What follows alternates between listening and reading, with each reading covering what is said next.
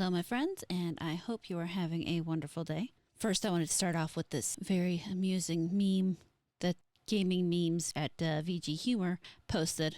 As you see here, worked on a mediocre game, fired. Worked on a critically acclaimed game, believe it or not, also fired, which is basically where we are right now. I know I'm a little late to the party, but I did want to talk about the Microsoft shutdowns and what it looks like is going to happen going forward. Microsoft shuts down Arcane Austin, Tango Gameworks, more in big cuts. A new email from Microsoft has confirmed the publisher is shutting down several internal game studios amidst massive cuts after their recent layoffs post-Activision Blizzard acquisition. This company is shutting down Redfall developer Arcane Austin, HiFi Rush developer Tango Gameworks, and more in the latest wave of layoffs and studio closures. And we're going to go through and read the full letter by IGN, then we'll get into some more things. It says here, today I'm sharing changes we are making to our Bethesda and ZeniMax teams. These changes are grounded in prioritizing high-impact titles and further investing in Bethesda's portfolio of blockbuster games and beloved worlds which you have nurtured over many decades. For a number of reasons, I'm sure you can understand why I feel like that's a bunch of bullshit. To double down on these franchises and invest to build new ones requires us to look across the business to identify opportunities that are best positioned for success. This reprioritization of titles and resources means a few teams will be realigned to others, and that some of our colleagues will be leaving us. In English terms, that is basically them saying, we're getting rid of what we don't think is going to make us money. Some people are going to be going to other teams, and everybody else is going to be losing their jobs. Here are the changes going into effect. Arcane Austin has a history of making impactful and innovative games, and it is a pedigree that everyone should be proud of. Redfall's previous update will be its last as we end all development on the game. The game and its servers will remain online for players to enjoy, and we will provide make-good offers to players who purchase the Hero DLC. Okay, so people got screwed because they bought a game that, from everything I heard, wasn't very good anyway. Fun. Alpha Dog Studios. This studio will also close. We appreciate the team's creativity in bringing Doom to new players. Mighty Doom will be sunset on August 7th, and we will be turning off the ability for players to make any purchases in the game. I don't know anything about that one. Tango Gameworks. Tango Gameworks will also close. We are thankful for their contributions to Bethesda and players around the world.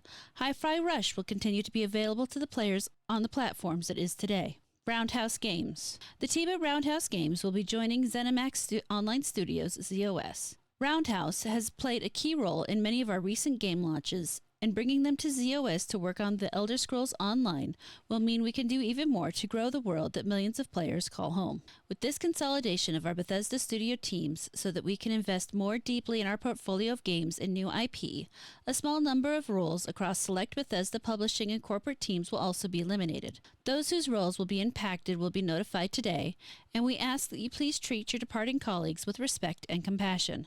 We will provide full support to those who are impacted in today's notifications and through their transition, including severance benefits informed by local laws. These changes are not a reflection of the creativity and skill of the talented individuals at these teams or the risks they took to try new things.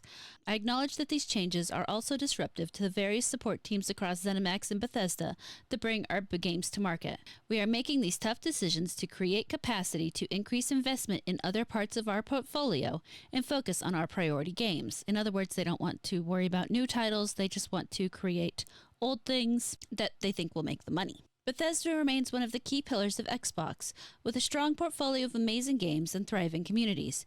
As we look to the future, there is an impressive lineup of games on the horizon. In 2024 alone, we have Starfield Shattered Space, what the fuck is that? Fallout 76 Skyline Valley, Indiana Jones and the Great Circle, and The Elder Scrolls Online's Golden Road. As we align our plans and resources to best set ourselves up for success in this complex and changing industry, our teams across Arcane Lion, Bethesda Game Studios, ID Software, Machine Games, ZeniMax Online Studios, and the Bethesda publishing and corporate teams will be well positioned to build new IP, explore new games concepts, and expand our existing franchises. I have a lot to say about that, but hold on and we'll work our way through. One thing I definitely want to cover is one of the game studios that they closed. Here we have the Tango Gameworks Twitter. And they say, today it was announced that Tango Gameworks will close. Thank you to everyone that explored the worlds we created. HiFi Rush, along with Tego's previous titles, will remain available and playable everywhere they are today. I don't know who out there who may have played Ghostwire Tokyo, but personally, I thought it was a fantastic game. I've never gotten to play HiFi Rush. I should probably go ahead and purchase and play The Evil Within. I've heard good things about it as well. And the fact that there will be no Ghostwire Tokyo 2 or Ghostwire 2 or wherever in the world they would have taken the story is kind of depressing to me. Again, I thought that was a fantastic game. The gameplay was interesting. The story was cool. I could have spent hours hunting down those ghosts. The traversal in the game was amazing. And the fact that they closed a studio that has seen so much success only recently says an awful lot. Here we have Tango Gameworks had literally 62 people in 2012 for The Evil Within and made better games than 500 employees in 343 Industries. Microsoft chose to erase talent over virtue signaling. The bias against Asians is real. Diversity hires get a pass. Pure corruption. And here you see the team. I genuinely hope these people find another studio, start another studio, and continue their creativity because they have amazing games. I understand the desire for smaller developers to sell themselves to a publishing company. It takes so much effort off of them, and they handle the big things like getting it out there to people. But at the same time, this is the risk you run. The dangers of selling out to a larger publisher is that you could potentially lose everything, no matter how great you're being, because maybe your game's just a little too niche for them, or maybe they just decide that they're not making enough money from you, even if your game does fantastically. Of course, to rub salt in this wound, we have more. Here we are from The Verge. Microsoft says it needs games like HiFi Rush the day after killing its studio. Xbox studio leader describes wanting small and prestigious games in a town hall with employees today. Today, one day after Microsoft announced that it would shut down 4 of its game studios, Matt Booty, head of Xbox Game Studios, held a town hall to discuss the division's future goals. "We need smaller games that give us prestige and awards," Booty told employees, according to internal remarks shared with The Verge. For some listeners on the call, it was a surprising goal. Microsoft had just shut down the Japanese developer Tango Gameworks, which came off the small, prestigious hit title HiFi Rush. HiFi Rush, which was a surprise release last year, was praised for its innovation and charm. The rhythm action game featured music by the Black Keys and Nine Inch Nails, with an art style that evoked the hyper-stylized games of the PS2 era. Just 4 months after its release, HiFi Rush hit 3 million players. During the 2023-2024 awards season, the game went on to win a Game Award, a Game Developer's Choice Award, and a BAFTA. While Microsoft hasn't shared sales data, it was apparently happy with the game.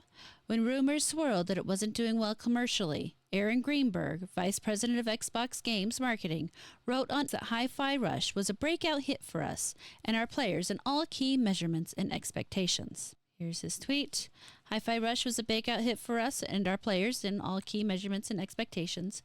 We couldn't be happier with what the team at Tango Gameworks delivered with this surprise release. Apparently they could be happier because they shut them down. By all accounts, including Microsoft's own, Tango Gameworks made a hit in something wholly unlike anything it's made before. Before HiFi Rush, Tango Gameworks was known exclusively for its survival horror games, including the Evil Within series and Ghostwire Tokyo. In an interview with Kinda Funny Games, Xbox head Phil Spencer spoke about how important it was for Xbox to allow studios to make games outside their comfort zone. "I want to give the teams the creative platform to go and push their ability, push their aspirations," Spencer said. So much for that. HiFi Rush also represented Microsoft's commitment to bringing Japanese exclusives to the console. Sure, okay. In an interview with Game Watch, a Japanese video game media outlet, Spencer praised HiFi Rush for its high quality and said that players could expect to see more AAA titles from Japan, evoking the days when Lost Odyssey and Blue Dragon were both exclusives on the Xbox 360. "While there are titles we can't announce yet," Spencer said in a September 2023 interview, translated by VGC, "we are currently developing new games in collaboration with Japanese companies. It's worth wondering if that's still the plan now that Tango is shut down. Right now, single-player games like HiFi Rush are having a huge moment. Balatro, a poker roguelike made by a single developer, sold over 1 million copies in its first month. Manor Lord, another solo dev project early access on Steam, has also sold over 1 million copies. Hades 2 just released in early access and doubled its predecessor's all-time peak player count on Steam in a single day. Even the original Hades is climbing back up the Steam charts, breaking its all-time peak player count record just today, almost 4 years after its initial release. While we don't know exactly what sales goal Microsoft had for HiFi Rush, clearly there is a demonstrated appetite for this kind of game, with Tango Gameworks positioned perfectly to deliver. In fact, according to a report from Bloomberg, Tango Gameworks was in the process of pitching a sequel to HiFi Rush before it got shut down. With HiFi Rush, Tango Gameworks gave Microsoft just what Booty says he wants: small, creatively unique, highly praised, award-winning game. Booty's comments, then, suggest that Xbox leaders couldn't recognize what they had on their hands, or simply didn't know how to take advantage of the success they were seeking out. Apparently they reached out for Microsoft for comment and got none. Unsurprising. However, I don't know. It's depressing to think that you can work so hard on something, release something that's an actual success, and still get shut down. I have heard nothing but good things about The Evil Within, which is actually, I think I'm going to go ahead and buy it for myself shortly after I get off of here. Here we have Sarah Bond, president of Xbox Microsoft, and she was asked, well, I'm going to let them ask the question. Hold on. I think one of the things that was most upsetting both to Xbox gamers and to employees is that, one of the Shuttered studios in particular just created a hit game, did really well on Game Pass in terms of engagement, and won a ton of awards. Shouldn't succeeding in that way ensure the future of a studio? The easy answer is yes, but we both know she's not going to give the easy answer.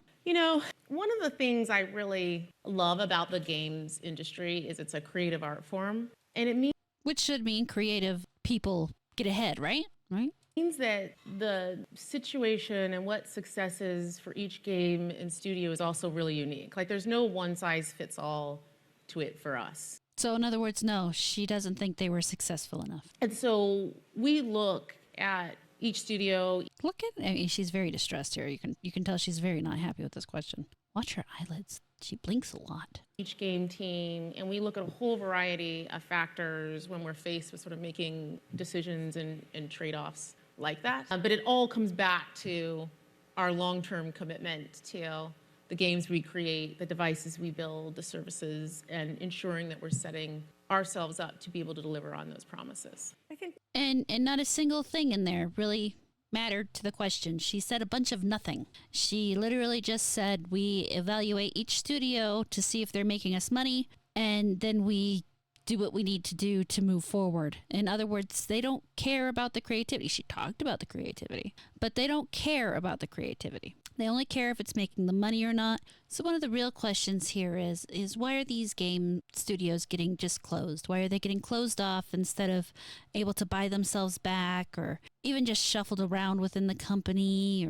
And I found this article on The Gamer, and it actually has a pretty good breakdown of that. As you see, this says the real reason your favorite game studios are getting closed instead of sold. Spoiler alert, it's rational, but only if you're lacking in human empathy. So here they're talking about Tango, Arcane. This is a perfectly rational question, and one that has a very upsetting answer. A lot of these studios' value is tied in the intellectual properties that they've developed, which Xbox wouldn't want to sell. Despite all its blubbering about wanting to diversify the kind of games getting released and support studios doing cool stuff, Microsoft would rather kill the studio that made a successful IP than let it get purchased by a competitor, or worse, just leave and become a competitor. By shutting down a studio instead of setting it off or even letting it buy itself out, Microsoft ensures that no studio it has ever owned can become viable competition. Who cares about a diverse industry when you can keep all the IPs developed under your umbrella and shelve them for decades instead of letting the studios that made them go to work on their creative visions? And this is so true. This is why so many various games are left to rot instead of ever getting a promised sequel or even a sequel that you think would be interesting. It's not worth it to the studios, to the publishers. It's not worth it to the publishers to allow them to go off and make any kind of competition. Microsoft buying these studios has never been about funding these studios. It's never been about trying to make these studios better. It's always been about trying to limit the competition. And it's the same thing with PlayStation. If PlayStation when PlayStation does the same thing, it's not about anything other than limiting the competition. They will never allow these studios to continue quite the same way they would if these studios remained on their own. This is why supporting independent gaming, or day gaming even, is so important, because the more we can support them, the more they don't have to fall back on these publishers. Now, I know for the console people out there, that kind of sucks, because it's a lot harder road to get on the console as an independent creator, but it can still be done. I mean, it happens all the time. There's the game Indica that I've been looking at and kind of debating getting, and I know that it's releasing for the PlayStation. Martha is Dead was one of the games that got censored before releasing on PlayStation, despite the fact it was uncensored everywhere else. There's a lot of freedom into being an independent developer that handles your own publishing. The problem is that it's way harder. And so many are tempted by the ability of a large corporation to handle all of that issue. One of the biggest things that I wonder about is when they do this, if there is not some kind of non-compete or something in these people's contracts that maybe keeps them from doing something else. Somehow I don't think so. But I do hope that they try to do something more in the future. And then it says Microsoft isn't trying to grow, it's trying to starve everyone else out. That's what happens when you have an extremely large corporation. Instead of trying to create, they try to destroy. This has happened time and time again in just about every industry. It is so much easier to destroy your competition than it is to create something that people want to buy. It's one of the dangers of monopolies, and I know a lot of people will say, well, that's why we need the government. But believe it or not, the government enables monopolies far more than anything else. The government approved the Activision merger. The government doesn't really hold this stuff back. They don't stop it. For one thing, they don't really care. But there's a definite issue. One last thing we should talk about are the Game Passes and their effects on the market. I know a lot of people look at a Game Pass and think, hey, look at these games I get to play for free.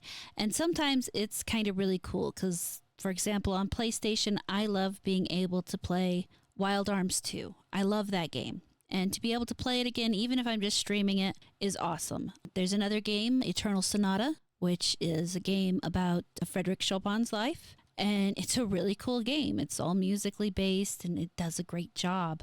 But these free games come with a price. This is a post by Brad Hildebrandt, and it says there are two reasons why all of those Bethesda studios closed, and neither of them have anything to do with Bethesda directly. It's Game Pass and Activision. The biggest paradox with Game Pass is that basically every game that launches on the service badly misses its sales goals. It makes sense, though. Why pay full price to buy a game when you can play it for free as part of your subscription? This is accounted for somewhat by attributing portions of revenue to top-performing Game Pass games every month. But there are factors working against games, namely the fact that most games don't stay at the top of the chart for more than a month or two. Also, that Game Pass growth has stagnated. So games like HiFi Rush, which is incredible, mind you, gets a very small bump in revenue from being the hot Game Pass game for a month, then falls off a cliff when everyone moves on to the next thing. Poor Redfall had it even worse since it launched so rough it had never had a chance. The system was fine for a while when Game Pass was growing like gangbusters, but now it's slowed way down and the amount of revenue it's attributing to games isn't keeping up with the budgets to make them. But all that wouldn't have mattered even 3 or 4 years ago because back then Xbox was basically a rounding error on Microsoft's books. The division made some money, but more importantly, it didn't cost much and other parts of the business easily covered the gap. Then Xbox went on a buying spree and spent a lot of money on Bethesda, but orders of magnitude more on Activision. Now the Eye of Sauron has turned and Xbox is expected to start making back that $70 billion, or at least cut expenses to the bone and then some while they try. That brings us back to Game Pass. So far, the big bets on driving new subscriptions, Redfall, Starfield, haven't spurred near enough growth, and there's not much on the horizon that's really likely to restart the momentum. The best bet is COD, but do you really risk the guaranteed sales revenue that franchise brings by putting it on Game Pass on day one and potentially lose massive sales? I don't know what the plans are, but either you put it on Game Pass and lose money, or you don't, and the subscribers revolt because they think that's what they signed up for. COD will be fine, though, as will the other mega studios with huge IPs. But you're seeing the impact. All those smaller studios making really interesting games are going to fall away, simply because as good as games like HiFi Rush are, they're never going to make enough money to make up that $70 billion hole that Xbox now has to dig itself out of. And it's the same thing on PlayStation. It's part of why they're trying to get all those PSN accounts attached to multiplayer games, like with what happened with Helldivers, like what's going on with Ghost of Tsushima and the multiplayer. And I would be willing to bet that eventually they will want you to attach it for a single player game. They're trying to sneak it up on us slowly. And we got to watch. It's like boiling a frog in hot water. You turn it up slowly and they're going to stay in. But we are smarter than frogs, supposedly, so we should be on the watch out for that kind of stuff. I speak about this mostly, I guess, from a PC player perspective, because as a PC player, I do have more option. I imagine that's part of why I haven't been able to get back into console gaming like I used to do. I've gamed on basically every console except for that Philips one, and I never had a Dreamcast. Actually, I think I skipped the PlayStation 3 as well. I think I mostly played PlayStation 2 and went straight to 4. But that's a different issue. But other than that, I've played Nintendo, Super Nintendo, Sega, Xbox, GameCube, PlayStation 2, PlayStation 4. I did skip the Xbox One situation. I that whole thing with the having to have the online was upsetting for me, and I wasn't about to do that. And I had the Wii. I didn't get a Wii U, but I don't think anybody really got a Wii U. So there's that. But then most of my gaming started taking place on a PC, and that's just my preferred platform. For the console players, I wish I could give you some more advice. Your access to indie games is limited to what the console allows on it. But I would recommend looking for them. I know they're on the stores. Like I said, Martha is Dead. It's censored on the PlayStation, but a lot of independent games, especially Asian independent games, are censored on the PlayStation.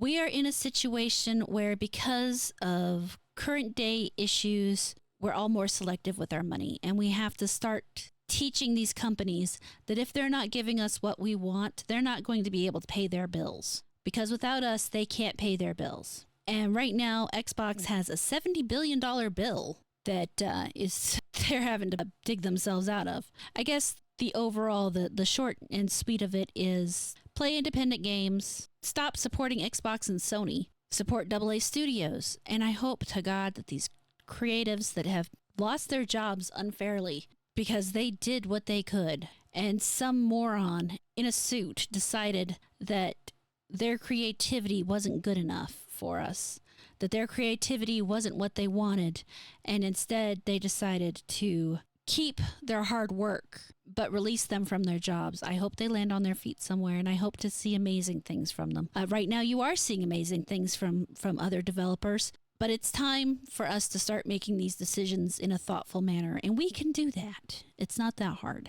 But anyway, let me know what you guys think. Do you think there's anything we can do about it? Do you think that it's too late? Do you think gaming's just going to disappear off the face of the earth? I mean, you're silly if you think that, but it is what it is. But leave me a comment. Let me know.